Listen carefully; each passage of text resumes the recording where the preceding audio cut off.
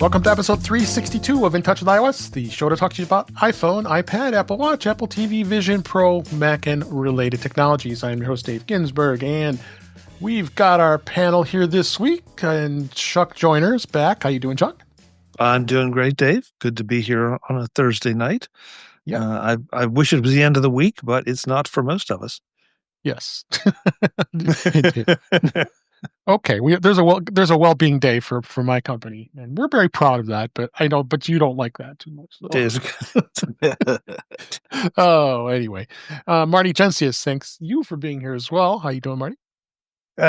Today is 40 years ago today. Ferris Bueller took the day off.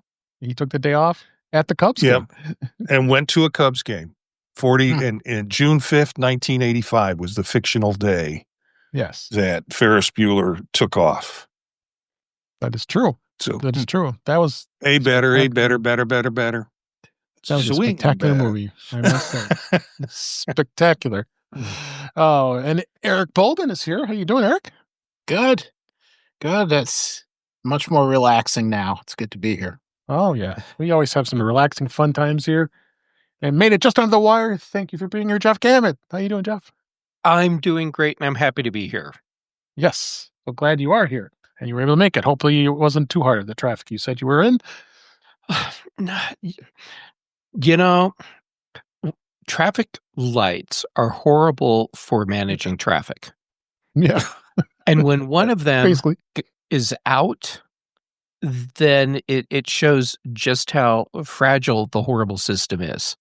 Yep. And yes, there's one traffic light out, and it had traffic backed up for, I don't know, 2 miles, maybe more. It was crazy. You don't tell me about traffic in Chicago, so. Oh, you know traffic. Oh, yes, I do.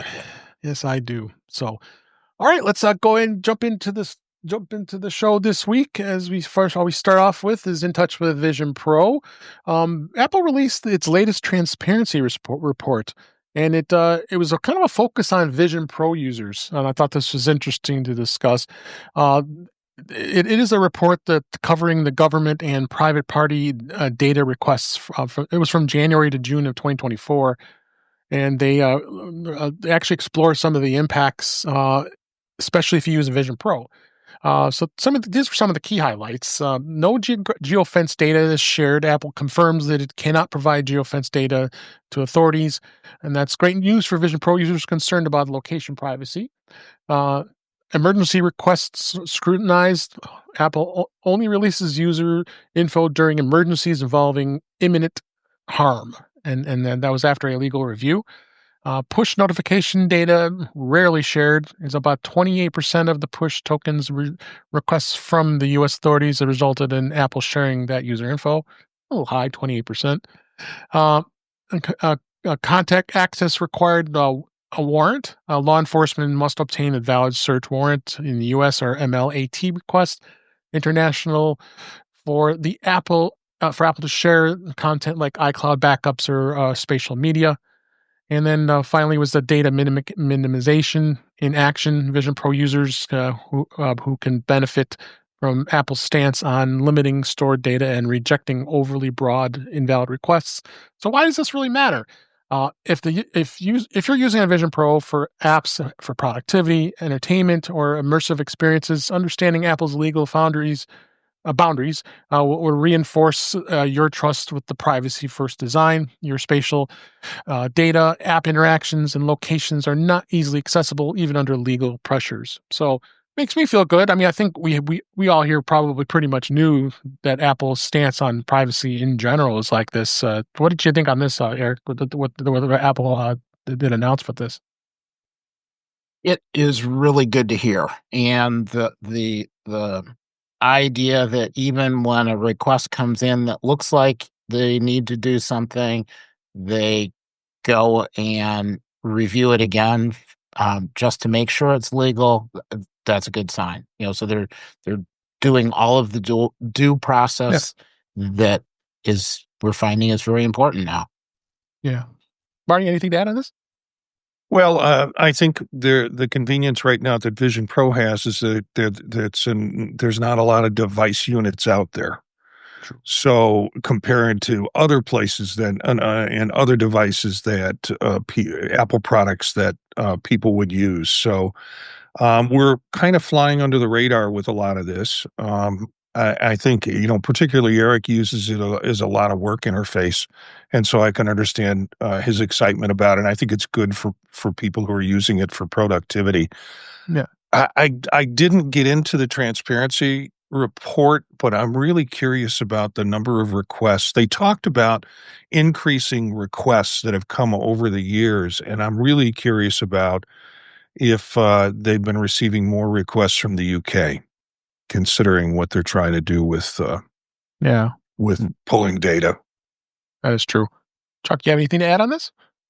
Not really. I mean, I'm not a Vision Pro person like some of you people. So yet. So, frankly, I sort of wait for this stuff to bubble up and see if it interests me or if I think it's important. And I'm not qualified to comment at this point. Okay. Like we'd ever let that stop you. Thank you, Jeff. Thank you. What do you think, Jeff? All right. So Apple's transparency report, I think, is super important because there's a lot of things Apple can tell us, and there's things Apple can tell us that they can't tell us. Wink. And so Apple has canary in a coal mine kind of statements that they make. And so if they stop making certain statements about, we are not sharing certain types of information, or we are refusing certain requests, when those statements stop, it means they're doing it because the government is forcing them to. And so they're giving us a red flag without having to give us that red flag. Luckily, we're not in that situation. And so I do like seeing these reports and seeing the consistency in them.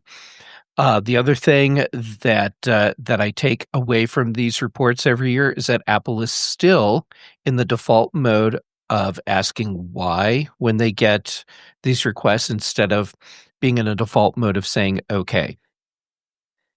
It doesn't matter how legit it looks. Mm-hmm. Always question and verify that they actually do need to hand over the info. Yep. And thank you, ChatGPT, for giving me that nice summary that I provided in the show notes, as well as the link to the report is in the show notes as well. A couple Reddit posts here about Vision Pro. Poster here posted something on an update about their lenses, and I kind of question this too because I'm still learning how to keep it clean. We've got the D-band, Marty and I, to cover the front of the Vision Pro, but the inside back of the lenses, I was worried because every times I have the Vision Pro on, and you can kind of see some dirty stuff on there and such. But I guess using the microfiber cloth that came with the Vision Pro is usually more than sufficient. Marty, have you used anything else beyond that to clean these lenses? This is the inside lenses, by the way. Yeah, I often have the inserts in all the time, so nothing gets between the inserts and the actual lens. Okay. But I have purchased a whole box load of those Zeiss lens cleaning, which early on when the device came out, that's what people were suggesting was safe and good for it. Mm-hmm. And so, occasionally I'll wipe through with that, particularly if it looks a little hazy in terms of, either fingerprints or something else has gotten on the lens, or just condensation over a period of time. Right. I'll wipe it down with the Zeiss optical lens cleaners. Okay. How about you, Marty? I mean, Eric, do you do this as well? I strongly suggest having bad vision and needing inserts. That has been the easiest way to fix it. Drop the insert in, and I sometimes I clean it with a shirt. I've been known to kind of scrub it off a little bit. He did do a finger with the lick, so just for our listeners. Yeah, not because that's too gross to directly lick. Indirect. And then I've got the glasses cleaner for my glasses. Well, I don't want to spray it while it's on my. That actually works pretty well. But yes, the microfiber cloths, that makes a huge difference. The ones that come with it are really, really nice. They work well. This is the one that Apple gives. Then it's really thin. It's not the heavier duty one that when I was made fun of by buying the Apple polishing cloth is the one, that thicker one. But yeah, this one's pretty good. I don't even know if they sell. I find that you can buy more of these because have you seen them out there at all? As far as being able to buy this particular one, I haven't seen it. I haven't seen them. Okay. I bought one of those thicker cloths, and as much as people want to make fun of them for paying for that cloth, it is the best thing in cleaning off screens. Yeah. It works on screens. Put a little liquid. Yep. So I don't have the corrective lenses. I mean, the only glasses I'm using are reading glasses. So it's kind of hard for me to have those lenses. So I just got to be careful what I do. So, and then the other thing I wanted to mention here, another Reddit post here is I wanted to talk. We've been talking a little bit about this the last couple of weeks about that D-Day combat game. Not game. It was a documentary that I thought was really well put together. I finally watched the whole thing, and it was absolutely amazing. This link here shows a video of the actual movie and the daughter talking about her real life with her dad and going to Normandy on Omaha Beach and all that. And it was 20 minutes. It was a good experience. I mean, there were some slow parts and trying to figure out what was interactive and what wasn't. When the pictures were coming up, you can just pinch and pull the picture and look, and you can go look right at it, which is kind of cool. And they show the helmet that you were able to pick up the old helmet up, and you can actually spin it around, and you can bring it right at your face and look at it, which I thought was absolutely spectacular. So I think a lot of people have said some great things about it.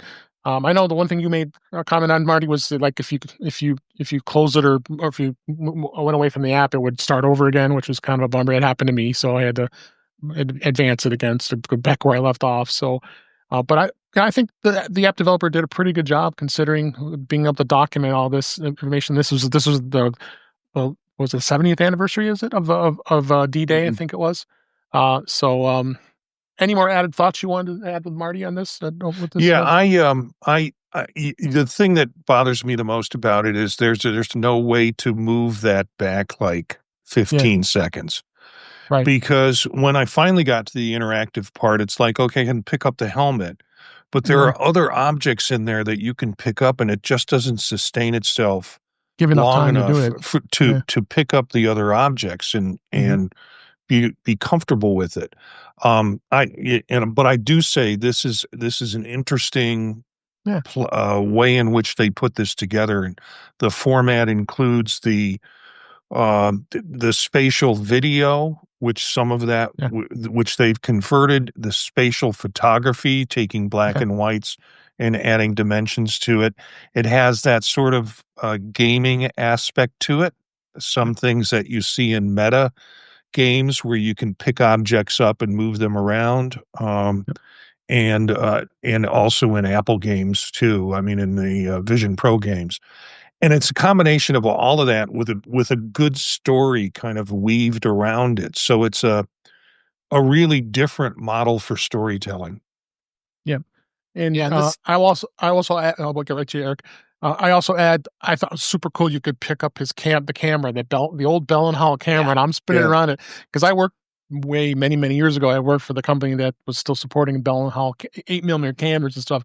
Not that old of a one. That one, I think that was a 35mm one, but it was just really cool to see, and that was state of the art technology back in the 40s. What that camera was, what he took movies of. So, but go ahead, Eric. Add your last thoughts on what you thought of D-Day. Yeah, I just want to give them full credit for probably the best use of AI to add color and to add extra bits to the scene. Yet they kept the original picture, so you can compare the original black and white with the augmented frame. So it was, that they preserved that kind of historic past with here's some extra bits. I really appreciated that. Full credit going to the photographer. That was a really nice touch. I wish more non-users could have the opportunity to see this, because it really sells the platform. It really does. It really does. I was very impressed with this app. I thought it was worth the $5 or $4.99 we paid for it. Well, at least what I paid for it. I think you found the value of it too. So, so very cool to what they took advantage. And I hope others look at this for some ideas for some apps like this in the future. And that really just got me even more excited about the Vision Pro and what it can do, honestly. So. All right, then last one I want to bring up real quick is during Fireball. When we talk about this, we didn't talk about it here too much, but of course the Apple management is not going to be on the talk show live stream from Cupertino. So they are going to live stream it, and I guess they did it last year on a Theater from Vision OS. And Theater is a great app that has a way of bringing like my Plex library is part of that, so I can watch movies and have a great feeling like I'm actually in a theater. So this will be the second time they're going to do this, and it's going to be full blown immersive technology. I don't know how immersive that John Gruber's going to be, but it's going to be interesting to see where that goes. Again, I didn't even see it. Well, I didn't have a Vision Pro when that aired last year, so. I don't think any of us did. It was June 2024. When I think about it. Oh no, it was out. Was it out? I think it was out, wasn't it? In February. Yeah, it's February. It was. Yeah, it was out for like 3 months. Okay, you guys had it. That's not me yet. So that's kind of cool, and I'm still curious to know who he's going to have on the show. So thoughts on this, Eric? Well, I'm also curious to see how they film it. If they do the same thing they did last year, or if they try to add an extra camera angle, or a little higher resolution. So, no idea who they're going to have. Yeah. It'll be a nice surprise. Yeah. Marty? Yeah, along the lines, I think it's great. I didn't even think of looking in theater. Today, I was going through Reddit, and there's apparently a group of people that are putting together an immersive keynote. So they're going to somehow take the live stream from the keynote and maybe other aspects of WWDC and put it in a kind of immersive environment. I'll look for that post on Reddit, and I'll try and send it to you, Dave, so you can put it in the show notes, at least the link to it. The guy is saying, just DM me directly, and when we're ready to go with it, we'll send you the link to be able to do that. So, and they showed a little demo, and it was like, the rainbow shell that they have at Apple, and then they had the screen projected up, and it was from last year's keynote, and so it looks like that's going to happen. And interesting if people want to sit there with their headsets on and watch the keynote that way. Yeah, throw it in our show notes, but I'm sure we'll talk about it on Vision Profiles too next week. Yeah, after WWDC. So yeah, it might be too late for Vision Profiles though, because the stream will be over. The stream will be over. That's why they wouldn't have it ready yet. So I'll plenty to talk about regardless. So Chuck or Jeff, did you want anything to add to this? I'll throw out an absolutely bonkers prediction. Okay. Gruber's guest is Sam Altman. Yeah, you did say that on Mac Voices the other night. Oh, yeah, I guess I did. Yeah. I remember that. Yeah, I just think that would be incredibly funny. That would be funny. Definitely won't be Johnny Ives, so we can definitely plan on that. That won't be our keynote bingo tomorrow either. What would be even funnier is if someone from Apple did show up. Yeah, not necessarily Jaws or Craig Federighi, but even them. I mean, that would really throw a curveball into all the complaining and all the judgment that has been passed around. So yeah, part of that because Gruber. Yeah, well, that actually kind of appeals to me. That that would be such a nice curveball for Apple to throw. No. So if they just even if John wasn't ready for them, if they just showed up and walked on stage, That would be kind of funny. Because who's going to stop them if they decide to do it? Then you think he would be prepared. So then, what would he do? Because he always had his little card of notes. It would be really interesting to see, wouldn't it? Yeah, that would be pretty fabulous.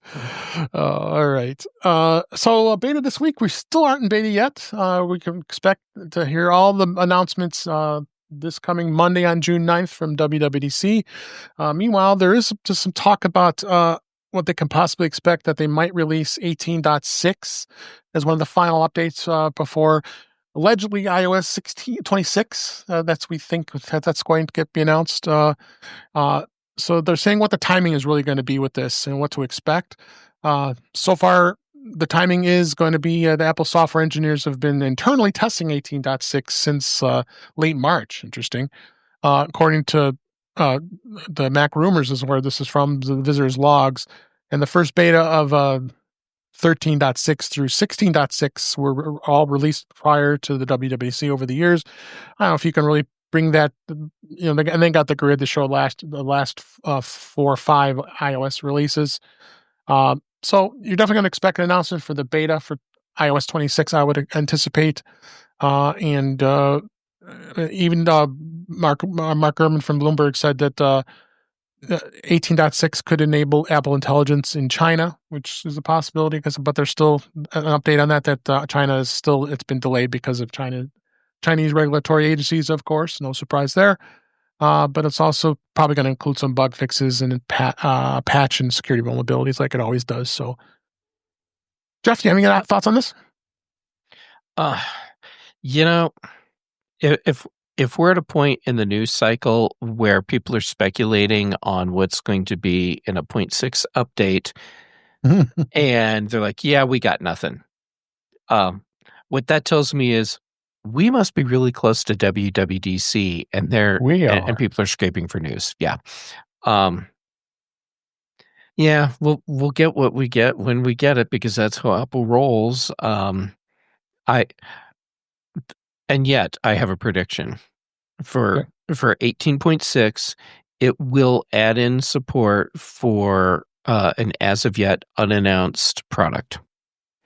Oh, maybe. Oh, yeah, good bold. Yeah, I'm just pulling that one out of my butt right there. Yep. I'll just open it up to the rest of the panel if anything you want to add to this. What is there to add? I know. I can't top that. Yeah, new product. Yeah, I'm impressed. If you're going to make a stupid prediction, go all in. I don't know if it's a stupid prediction or not. I imagine that they're trying to integrate the operating systems across all different platforms, and there are a couple of products that they have thrown out as potentials.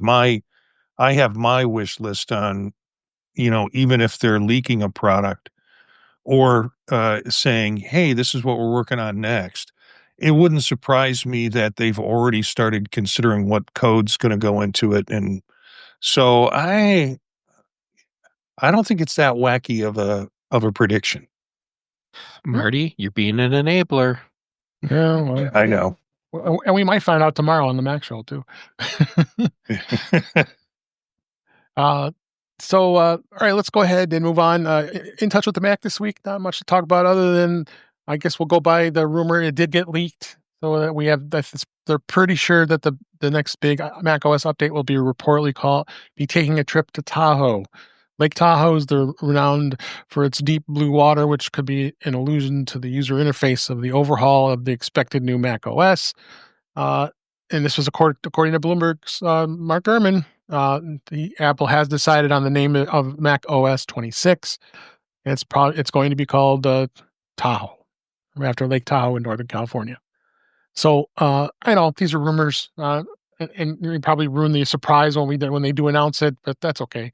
I kind of like to know about, listen to the rumors and kind of laugh about it. So we'll find out, I guess, Monday, right? And I don't know much else we could say about this other than, that we got a new macOS coming, right?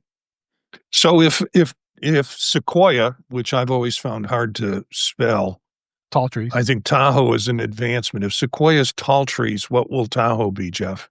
Big lake. Big Lake. He never had it fails. ready. He had it ready to go. By the way, I hadn't looked at the show notes until well, actually, I'm seeing each thing for the first time as Dave starts talking about the story. So as soon as I saw it'll be Tahoe, my first thought was great. That's another one for me to not remember, but Big Lake. Big Lake. All right. Well, we'll see what happens there with this. Other topics I wanted to hit real quick here. Why Apple TV is beating Roku and Fire TV for privacy protection.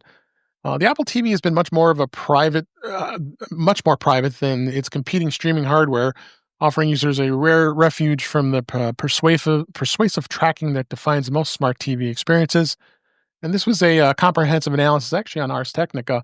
Main difference is said to be that Apple's approach to automatic contact recognition (ACR), the invasive tracking technology that monitors viewing habits on nearly every smart TV and streaming device. Apple TV devices don't include ACR software, which gives them an immediate privacy advantage over the alternates like Roku and Amazon's Fire TV and the built-in smart TV platforms.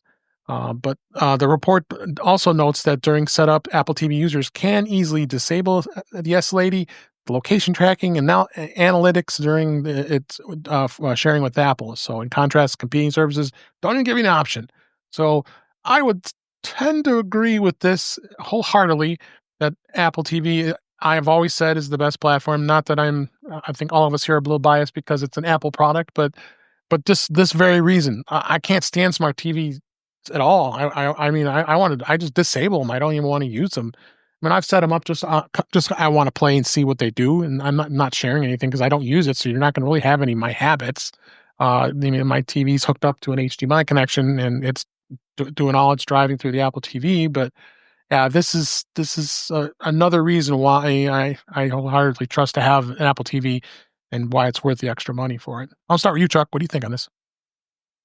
This just speaks to Apple's focus on privacy. It's just one more time that they've gotten called out in a positive way for what they do. There are times I honestly believe that none of us truly understand how much information all our devices are siphoning off, and how much we're being sold. And I feel like personally I'm becoming more and more aware of it every day. And it's not that I'm really that paranoid. It's just that I don't like it. And I don't like it, that I keep having things shoveled at me. So I agree. And I'm not sure I'm really ready to compromise on experience. Let's say if, Box X came out and said, we absolutely unconditionally do not share anything. And it was confirmed that they didn't, but the interface was terrible. But happily, we don't have that because Apple tries to do a quality interface and deliver a private product. So, I love it. I love it. I'll just add one other caveat to this, and which was really irritating me, because I had to set something up for my mom, and my mom has challenges being able to understand interfaces very easily. And so I thought the Roku would probably be the best to use because it's probably the more simpler of interface as well. The remote can be a little challenging in itself, but they have to have every freaking ad there is imaginable on the homepage. So I tell her, don't click this, click YouTube TV. I gave her that. And there's all the those other buttons, ignore them. I was able to delete most of them. But then what happens is something else installs without you even doing it. So therein lies right there is my problem with privacy, because nothing installs on the Apple TV unless you install it from the App Store. Period. Nothing will go on there unless you do that. I've got it set up so I have 3 or 4 Apple TVs, and I'm here at my house and in our lake house too, and it's all synced on my account. So all the apps stay the same. So they sync together. So you go to each Apple TV, you have the same exact experience. You don't see that on a Roku. I mean, you just don't, or even Fire TV for that matter. Smart TVs, forget it. They got ads flying all over the place here. So, Marty, go on. I'm going to start hit you on this. I think I'm going to send this article to a relative of mine who is really afraid of security and privacy issues. And a few years back, I sent them a Roku TV because it was a easy add-on piece, and for their they just gotten high bandwidth internet in their household, and I got them that. They fell in love with the fact that they could use Roku for those kinds of things, and then I got them part of my family and put them on Apple TV, and then sent them an Apple TV, and I don't think they're using the Apple TV. I think they're just using the Apple TV app. So this will maybe get them to make the shift over to the hardware, and run their stuff through them. So, yep. How are you, Jeff? I have long been a big supporter of Apple TV as the best television viewing experience, and smart televisions, not just in general but across the board, are an abomination. It's always poor interfaces, underpowered processors, horribly invasive tracking, and it's just a subpar experience. Plus, if your TV dies and you're using an Apple TV as your television delivery tool, you just plug a new television in and away you go. You don't have to re-enter anything. Just new TV, it works. Mm-hmm. So anyhow, the automatic content recognition not being part of Apple TV, to me, is a huge selling point, and it's something that I think Apple should have commercials about. Yeah. So go Apple. Go ahead, Eric. What do you think? I'm just happy they have regular updates. I think some of the TVs have regular updates, but I don't think they're helpful for the user. So having feature upgrades and other updates and continued support and being able to connect to speakers and if your TV supports it, be able to have, the TV sound go out to the Apple speakers and the Apple TV stuff go to the Apple it's just nice. And somebody comes in with a phone with a little teeny tiny video on it, says, "Oh, you got to see this, you got to see this," and you just say, "Send it to the TV or to the Apple TV," and it shows up on your screen, and you don't have to do anything else. I really appreciate the simplicity of that. Yep. And last with Chuck. I think you started with me, but I do want to add something. Oh, that's right. I'm sorry. Yeah, that's okay. No, but since you added something, I want to add something. But Dave, aren't you concerned that you can only add apps to your Apple TV that are on the App Store that have been vetted by Apple, and you can't just go out anywhere and load anything on? Oh, no. Really? I mean, Chuck, do you want to go wait in the car? No. Roll down the windows a little bit. We don't want to suffocate Chuck. I think we all know.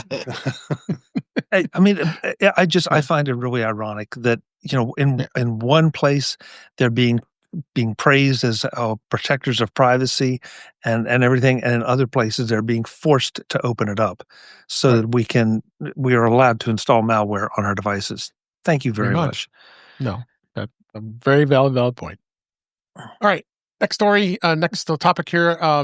We did last week talk about that Apple did announce that they are now offering iPad repairs in their self-service program like they had for the iPhone for many years, and they opened that program up. But one of the things that was found that was quoted here is one of the folks from one of the app repair companies.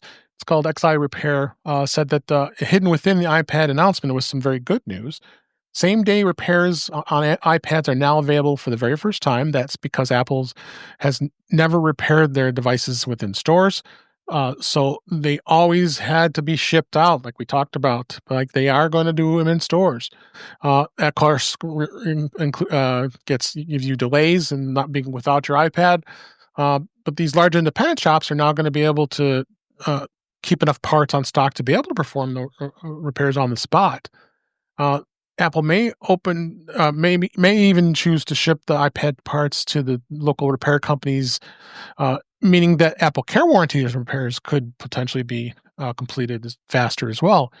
Um, so that's what's great about these. What's great about this new parts distributor program is going to allow them to get these parts maybe even same day or pickup options to grab it. The only bad part's going to be is the fact that first that in theory anybody can offer iPad repairs, but the reality is it's going to require tools that are expensive and that these small shops are not going to probably be able to afford. And that's great that they can do these repairs, but the repairs could be over $3,000, which would take this over 100 iPads to repair just to recoup that cost from those tools. So just found this to be interesting to see where this is, and the repair shops have to think about that too. I mean, they may not want to do these types of repairs. Maybe doing screen replacements, things like that, and able to get away with this. Jeff, what do you think? The big surprise to me in all of this is that Apple is making so much available. The rest of it, no surprise at all. The fact that that the self-repair program, this is not for us. Even though Apple does say, we can do this ourselves.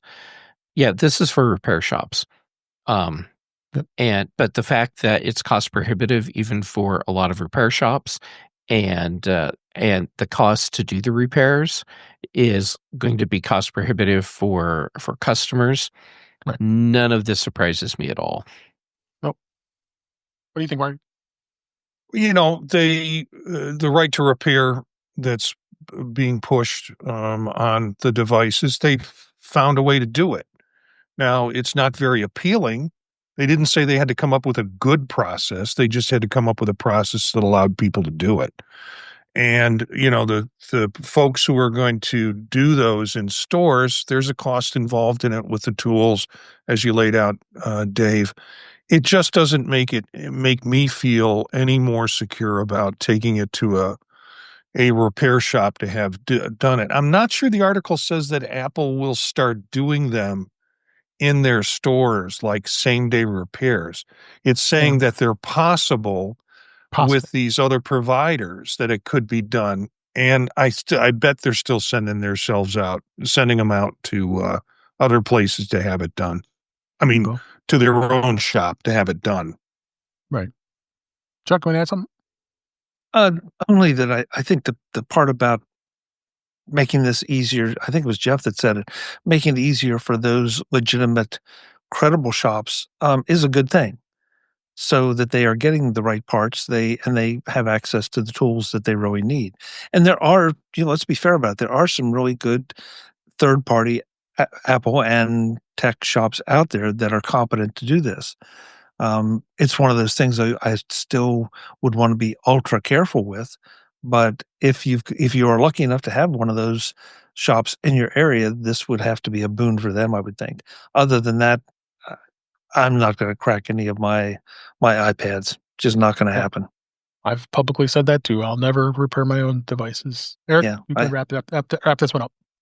Yeah, it was, I guess, interesting to me that the right to repair oftentimes is listed as keep your older devices running longer, and that's why they want it. Yet the article pointed out that a lot of times the cost of the part that you get is worth more than the device. So even though it's an option, it may not actually be taken. Yep. All right. So let's talk a little bit about WWDC expectations. I wanted to kind of throw some of these out here. I have some articles in the show notes, but I'm not going to go through all this because most of it's speculation, rumor, but I wanted to have it as a bit of a reference. So I'll just kind of focus on iOS. And as we've talked about, they more than likely are going to change the naming schemes from what we had thought of is going to be iOS 19 to iOS 26 and add that number to all the rest of the OSs that are on Apple's devices. I think definitely what's going to happen, and I think that's what I'll just kind of sum up, is there is going to be a major OS redesign. It's been overdue for a long time. I kind of agree with some of these rumors that are going out there. And I think that's something that we're going to kind of highly expect that's going to happen, because it's been well overdue. I think it's been at least 5, maybe 7 years since the last time Apple really did a really major revamping of iOS.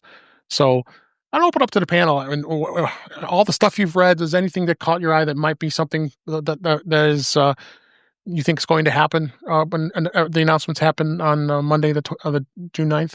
We'll start with you, Jeff.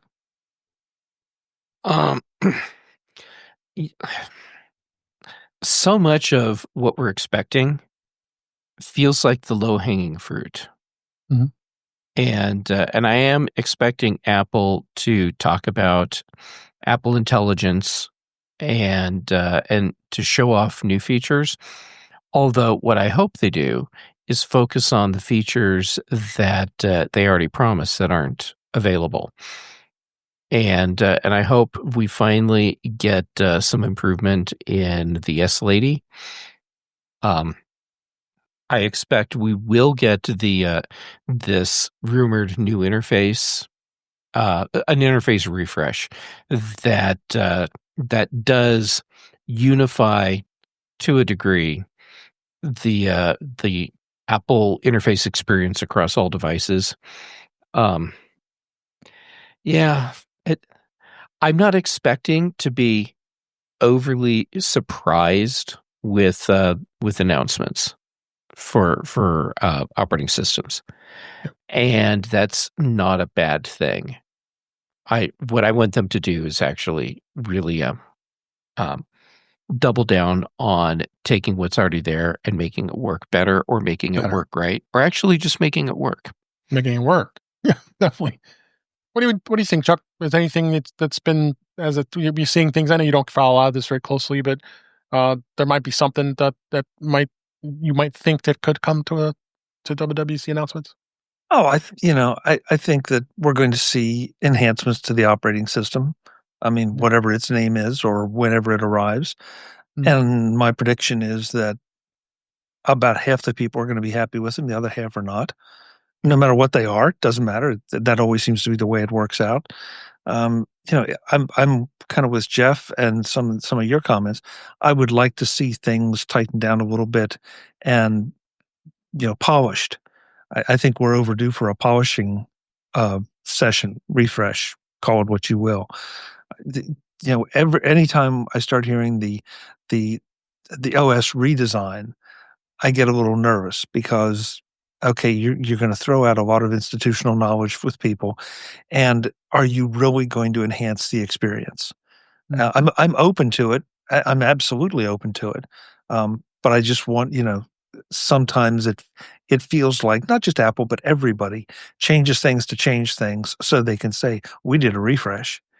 And, I'd rather stop doing cosmetic things and just takes care of some of those long-standing bugs and some of the short-standing ones too. Okay. Eric?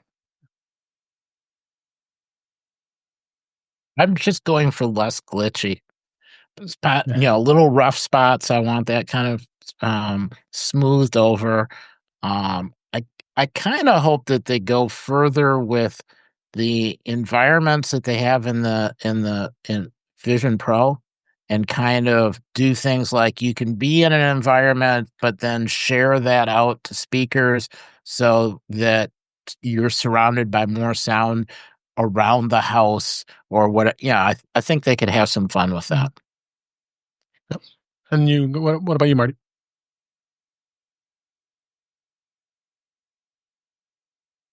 Muted, Marty. Yeah. I'm thinking of what Chuck said in terms of just doing it to make it put a new fresh coat of paint on it, and not really have functionality, and losing the institutional memory. I think they're really trying to simplify by doing this. They're trying to simplify the interface. And if you spend time with Vision OS, you'll see it's pretty simple. It's bare bones. It is icons on a screen, and there you go. There's not docks, there's not menu bars, there's none of that. It's pretty simplified, and to try and do that, I think, is more friendly to not non-sophisticated users. My mother, my father, my uncle, those folks that aren't deep into the bubble like we are with it. Um, I hope that they're not spending a lot of time talking about new things that Apple can do, but more new things that the developers can do to integrate better with Apple. I That think would be this should nice. be really be developer centric in terms of the keynote, to say, here are the things that we're offering you to be able to integrate easier with our apps. Some app intense kinds of ways of working, and I hope the discussion is more about that than look at the multiple shades of translucent screens that you can make with Solarium. That being said, I think we'll see things like some AI driven features like battery life optimization, and maybe some AI being used with shortcuts, a refreshed health app. The health app is great, but it's thick. There's lots of different ways to try and find what you're really looking for in the health app. So simplifying that. And they've talked about a gaming hub. Arcade is cool, but I don't know, to me, it's just a separate place where you find your games. And if you're doing that, and then possibly some integration with AirPods. So Mhm. that's my thinking of what's going to happen on the iOS end. Okay. All right. We'll definitely find out, and you'll definitely hear about the after next week on what happens at WWDC 25. Let's go ahead and move on. Apple did Apple's new Home OS. Could this excite Jeff? It might debut next week at WWDC. Uh, you're always expecting different Apple software reveals, and this is not going to be year is going to be no different. What I think stood out for this is the fact that a trademark filing for Home OS is what could be potentially hinting that Apple could debut it. Uh, and it's always focusing on software, so that's what really this is going to be. And then, of course, when they revealed Vision Pro, that was Vision OS, that they saw that. So there's been lots of rumors of the fact that potentially the home pad's going to make a debut, where it's going to be a home hub with this. But this was discovered just a couple weeks ago when a trademark was submitted on that, which would make total sense whether it is. And of course, the Apple puts it under LLC, so you don't really know is that really truly Apple or not. Um, but there is potential this could happen. I'm going to start with you, Jeff. Do you think we're in line to have Home OS, and finally the HomePods are going to have its own OS? That would be nice. I wish I could be excited about announcements like this. The problem is that unless releasing a new Home OS fixes the underlying infrastructure, it doesn't matter, because it's broken. I mean, home user smart home automation is a dumpster fire anyhow.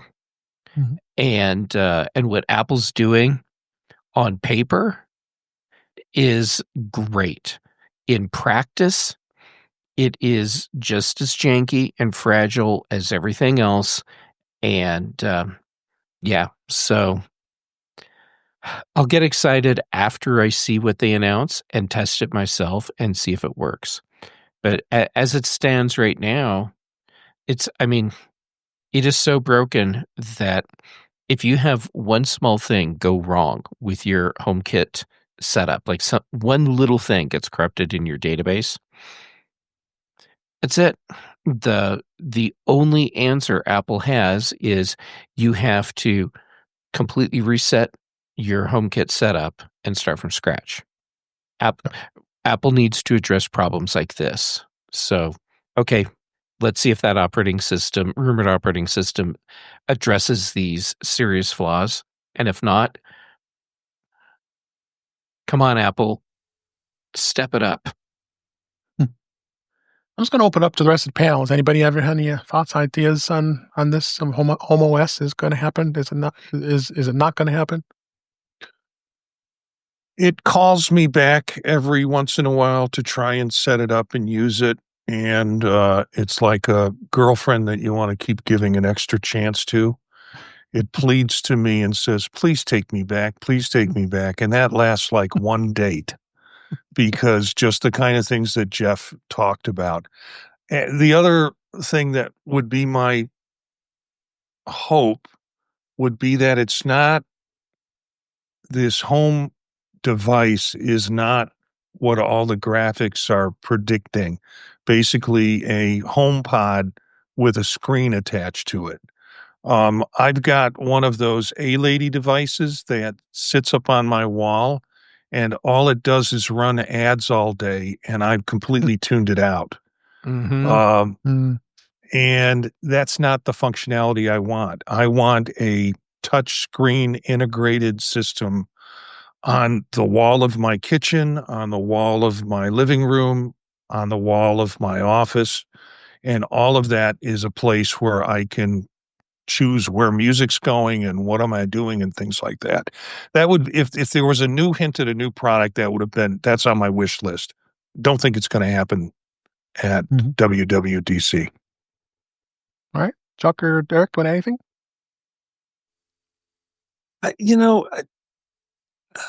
I think it's really interesting. We've talked about this before. I think it's interesting how different our respective experiences are with all of the home devices. And I'm not sure that we don't set ourselves up for happiness or failure. Because of if you have high expectations, they're going to let you down. If you have more tempered expectations, then maybe you can either live with it or might even like it. My A-Lady experience is, I'll give it a B+. My Siri experience. Oops, I'm sorry. The S-Lady. Hope I didn't trigger anybody's. My S-Lady experience is about B+. Because I guess those are my expectations. So, would I love to see the homeOS get better and more approachable? Absolutely. It might encourage me to try more sophisticated things. So I'm hopeful that whenever it does get here, that it will fulfill that promise. Right now, I'm just not optimistic, and I'm not willing to invest a huge amount of time in any of these, because when you start investing that much time, sort of like Marty's girlfriend, that's when you start to get disappointed. Yep. Eric, you want anything else?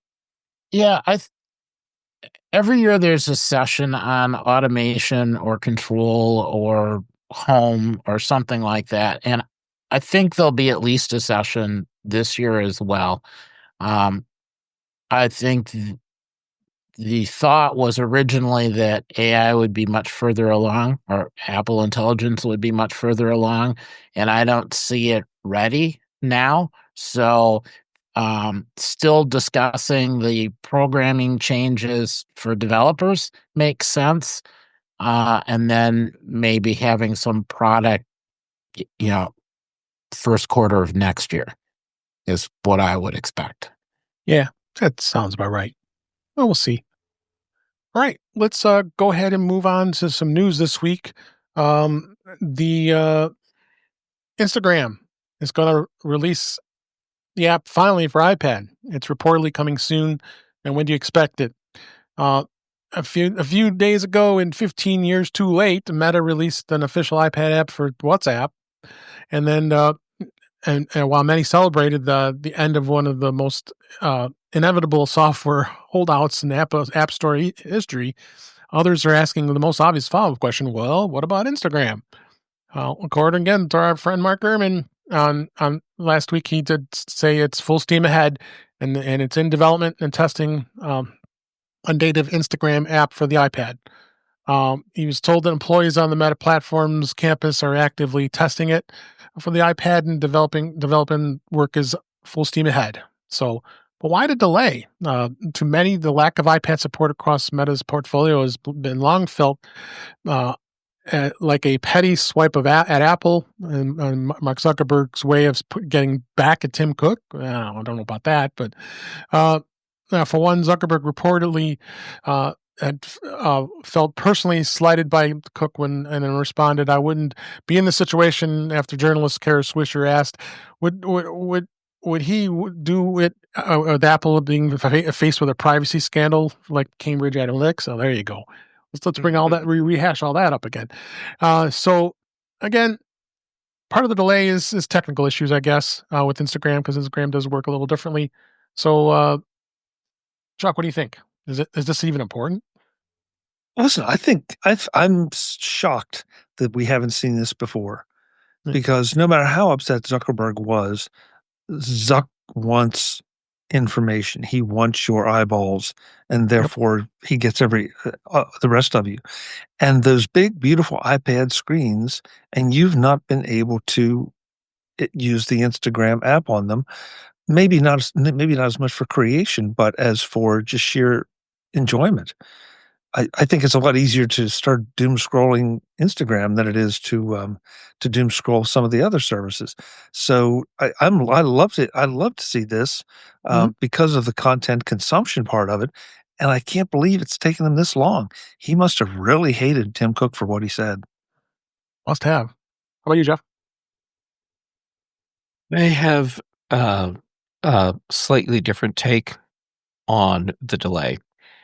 I think there were two factors at play. One was technical, but I think the bigger thing was that Facebook wanted something from Apple, or Meta wanted something from Apple, and they were holding back Instagram as leverage to get whatever this concession that they want to have from Apple. With Instagram coming out, my take is that Apple gave Meta whatever that concession was. So I want to know what that is. Yes, I'm totally crafting this without any insider information to back up anything I'm saying. But, feel free to report it as fact, whatever. We live in new times. Wow, Jeff, you're even more paranoid than I am. Wow, that's impressive. Chuck, when you teach someone and they reach the level where they're no longer the student, then you are a good teacher. So thank you, Sensei. You're welcome. Well played. Marty, your thoughts? All I'm going to say is Pixel Fed runs on the iPad.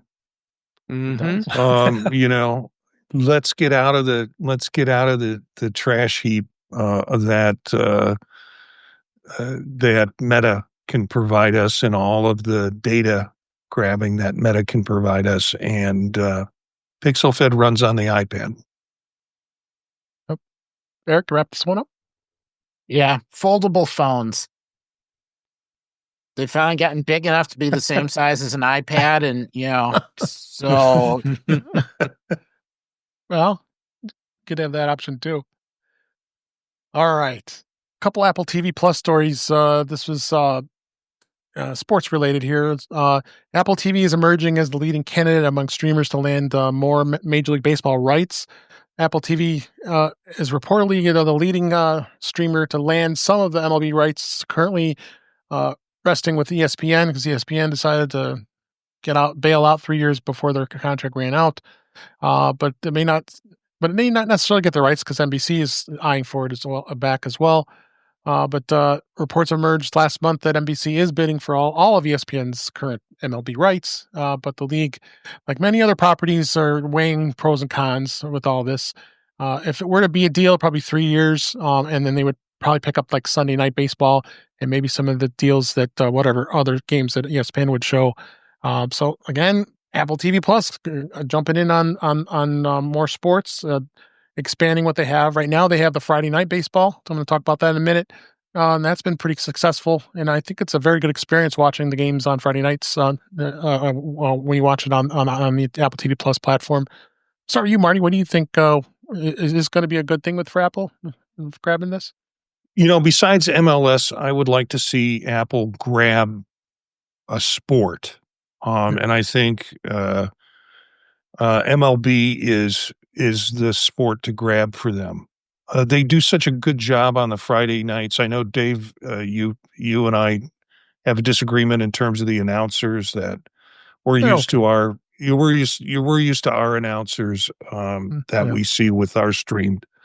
But they have so many possibilities that they can do with camera and data, and even on Vision Pro, being able to have the game and then have projections of ball, of home run flights and data going on underneath the screen that you're looking with. There's so much Apple can do with it. I don't think it's fully realized yet on Friday night. They're kind of sticking to almost too traditional of a platform to kind of win favor.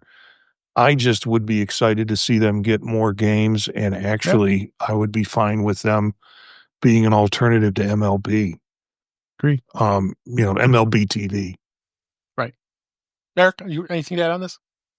Not really. Although it will be nice to see what they can do with it if they get more opportunities. Chuck, anything to add? I know, Jeff, you're not a sports fan. I know they wear their tights, so but their costumes. Their costumes. You're muted. Chuck, you're muted too. I'm sorry, I sneezed. And I didn't want you to hear it. No. Sports still brings people, and sports brings live viewership like pretty much nothing else. So I'm glad to see Apple playing in this space, because I feel like no matter what the sport, especially the mainstream sports, it's just going to get more and more important for the survival of pretty much any streaming platform. I'm not a baseball fan. This is a non-starter for me, but as an Apple fan, I think it's a really smart move. Yep. All right. And then this has to do with the schedule for Friday Night Baseball on Apple TV Plus.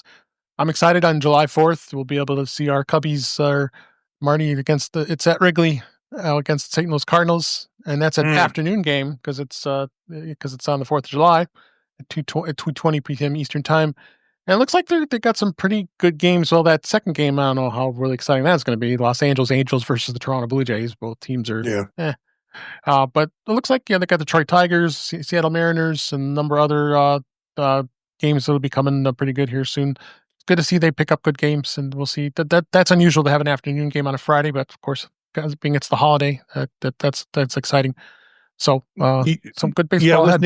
With national coverage, they can say, "Here's the hot team. Let's cover this one as the national game." Apple doesn't have that luxury to kind of choose which games they can cover in the moment in the spot, because they would be covering. They want to get a balance so everybody's team gets an opportunity. National coverage doesn't always work that way, and so. They are fighting that. Yeah. So, okay. And then a couple ChatGPT stories I thought were interesting. ChatGPT for Mac is now going to record meetings, and you can answer questions about your cloud files. OpenAI is full steam ahead in its plan to turn ChatGPT into a true productivity assistant, especially for teams and small businesses. So starting today, this week, these users will get access to a new record mode and a cloud drive integration. For record mode, you have to have a team, enterprise, or EDU are users. It's not going to be the Plus users. So these are the people who are paying $250 a month for this service. So this is probably not for everybody here. But what it's going to do is you'll access to that record button and then other prompting tools. Once it's pressed, the button will launch a widget that instantly starts recording and transcribing audio. And the transcription is then turned into structured notes with overall summaries, key points, action items, and open questions and such. One key differentiator of this feature that's unlike Notion or Zoom's meetings bots that need to join as a participant, ChatGPT's tool does not require any of that. And then cloud drives, you'll be able to connect Now, this actually is going to be available. I have a second story here about it. That Google Drive, Dropbox, OneDrive, Box, and SharePoint. That means that they can now fetch data from your file shares and be able to grab that with connectors. So that's going to be included in that. And as like I said, the other story kind of went along with it. It's now integrating all of these tools with Google Drive and Dropbox, Box, OneDrive, SharePoint. They're all going to be integrated to this, and I think this is going to be a great thing to not have to be feeding files every time you wanted to decode it. You can actually have a folder that's out on your cloud drive and be able to do that.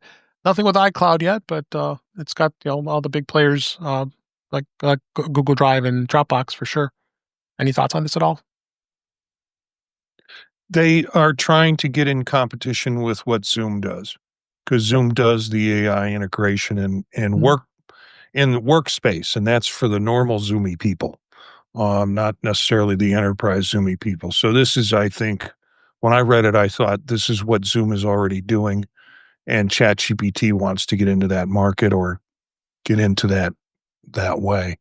It bothers me a little bit. I mean, I don't necessarily trust that Zoom's not selling my information, but I know ChatGPT might be selling that or using that information to train its own models, which to not see iCloud on the list doesn't surprise me.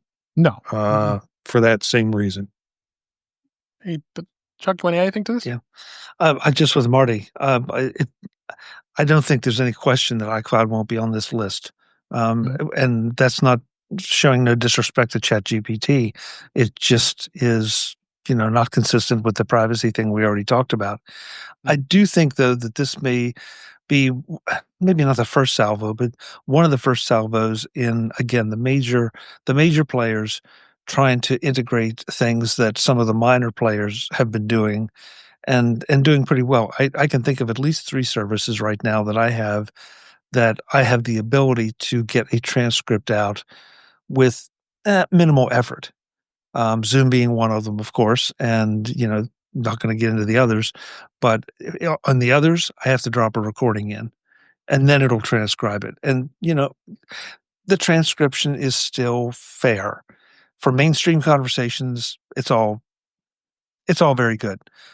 For technically oriented conversations, you still have to go through and fix maybe proper names or misunderstandings of technical terms. So I feel like ChatGPT has an opportunity there with all of the data they have to be better at that than anybody else, but that remains to be seen. Yep. Jeff, any thoughts? Okay, so OpenAI, it's pretty clear that their goal is to become to everyone what Google is today, meaning it's pervasive and woven through everything you do. You work in Google Docs, you use Gmail, you use Google whatevers. Everyone just has so much that they're doing that's integrated into Google in some way. OpenAI wants that. And so everything that they do, I think, is part of that master strategy of usurping Google and becoming the next ubiquitous tool that we use for everything. Yep, Eric? Yeah, this still kind of bothers me. It feels like it's a little too early to have this much integration. I understand wanting to do it, but I'm not confident it's good enough yet. And I worry that this puts too much pressure on Apple to roll out something, and I'd rather they wait. All right. Last story, just real quick. Apple did announce Apple Arcade's welcoming 9 new games. That includes a number of, there's some Angry Birds game, Angry Birds Bounce, just what we need, another Angry Birds game, right? And Kingdom Rush 5. You also have Sokaya game by XGM IMI, and a lot of strategy apps, Crayola Scribbles, Scrub Pets. That looks like a good kids game, and a number of others. So Apple continues to expand upon Apple Arcade, and it's good to see that we're seeing that expand and seeing where this thing goes with the Apple Arcade. They obviously it's relatively popular. They still continue to bring on these actual games. So with that, let's before we wrap up, we definitely have to talk about MacStock. MacStock is coming soon as we record. I'm looking at the site here. It's a little more than 35 days away. Holy cow! It's going to be coming up here really soon. Here, this is MacStock 9. It's happening in July 11th, 12th, and 13th. All of us here on the show tonight are going to be there. Marty and myself will be speaking, as well as Jeff, and we're going to just have an absolute blast. Doc Rock's going to be there and Ecamm is a big sponsor, which is absolutely amazing. We got a lot of other great speakers, including Kelly Gamet, Brittany Smith. Get those two in one room together. It's going to be a crazy time. So we're going to have some fun with them as well. Jill McKinley on the show a lot. Brett Terpstra, Allison Sheridan, so many other great speakers. Marty's son, Will, is going to be joining him on a talk as well, and a lot of newcomers too. So come check it out. Again, July 11th, 12th, 13th, and it's going to be amazing. And you can get $50 off if you use the offer code for our show, which is InTouch50. Use that at registration, and you'll get $50 off the admission price for the 3-day event. It's going to be an absolute blast. It's going to feature sessions and workshops. You get lunch each day. You got to have the MacStock t-shirt. I've got every single one of them, and it's going to have to add that to my collection, including a mug. I've got the mugs and the shirts. I keep them in my collection every year, and I'm not going to stop. So come check it out. We're going to have a blast, and go to MacStockConferenceandExpo.com. All the information is in the show notes, and we will love to see you. Lots of great networking. You'll meet a lot of great new people. You'll see old friends, new friends. Just come check it out. It's at the Holiday Inn Crystal Lake. It's a wide open place. Our hotel rooms are set aside if you wanted to stay, as well as we're going to stay in the same hotel. So it's a convention center, so you don't even have to leave the hotel if you didn't want to. There's great amenities. Plenty of times sitting in the bar having a few cocktails, and there's going to be probably a little bit of live events as far as us doing our podcasts. I would almost guarantee it. And Vision Pro session is going to be great. And I'll be actually being a part of that this year, because since I'm an owner as well. So it's going to be a lot of fun. You just come join us. We can't wait to see you and be there. MacStockConferenceandExpo.com. With that, let's go ahead and wrap up for this week. That's a wrap for this week. Please send your comments, questions, suggestions to our email address, which is feedback@intouchwithios.com. You can follow us on Blue Sky and Mastodon at InTouchWithIOS. Support the show. Buy me a coffee at intouchwithios.com/coffee. We would really appreciate it. You can become a patron of the show by going to patreon.com/intouchwithios. We have 2 tiers to support the show. We would really appreciate it. Make sure you like, share, and subscribe, and you'll be notified when you're live streaming, which is Thursday nights, 8 p.m. Eastern, 5 p.m. Pacific on our YouTube channel, youtube.com/intouchwithios. It was great to see Paul in the chat. We had a number of others that were in the chat tonight while we were streaming and doing the show live. Come join us. It's a lot of fun. And you can watch the past live event, as well as you can listen to past shows. Go to In Touch by iOS magazine on Flipboard, where many of the topics we discuss are flipped in that magazine. The link's in our show notes. You can also subscribe to the show in your favorite podcatcher, which includes Pocket Casts, Overcast, Apple Podcasts, many others. But better yet, just go to our website, intouchwithios.com, where all the links, all the ways to listen to us are just on that website. I am Dave Ginsburg. You can find me on Blue Sky and Mastodon at DaveG65. And Chuck Joyner, thank you so much for being here. Where can people find you? Thank you, Dave. It's always fun. MacVoices.com is where you can see everything I'm doing. We are doing the Road to MacStock that Dave mentioned at the conference. This is the pre-show going up to the conference, where you get to hear from all the speakers who are going to be there, and they're going to tell you what they're going to be talking about. So you kind of get an idea of what kind of things you'll be learning. Live show Tuesday nights, 8 p.m. Eastern on YouTube at youtube.com/MacVoicesTV. And on all the socials, you can find me at Chuck Joyner. And I'd love to hear from you, good, bad, or indifferent. Dave, thanks for having me. Always. Eric Bolden, thank you for being here. Always enjoy having you on the show. Where can people find you? I can be found on Mastodon at EA Bolden at mas.to for pictures. Otherwise, Mondays with Dave and Marty and Vision OS, Vision Profiles. Tuesdays with everyone and Chuck on Mac Voices for the macOS, and of course Thursday for all of the iOS and everything else wonderfulness. Yes, great. And Jeff Gamet, thank you for being here. I really appreciate it. Where can people find you? Well, thanks for letting me join in over and over. Are you a fool or a saint? I'm not sure which, but regardless, thank you. Okay, so you can find me on social media as Jay Gamet, and I'm active right now on Mastodon and PixelFed and Blue Sky. And then for shows, Chuck's Mac Voices live on Tuesdays here with all of you on Dave's In Touch with iOS on Thursdays. On the British Tech Network, The Big Show and The Mac Show. And let's see, Brian Chaffin and I do The Context Machine, and Patrice Brendamore and I do Retro Rewatch.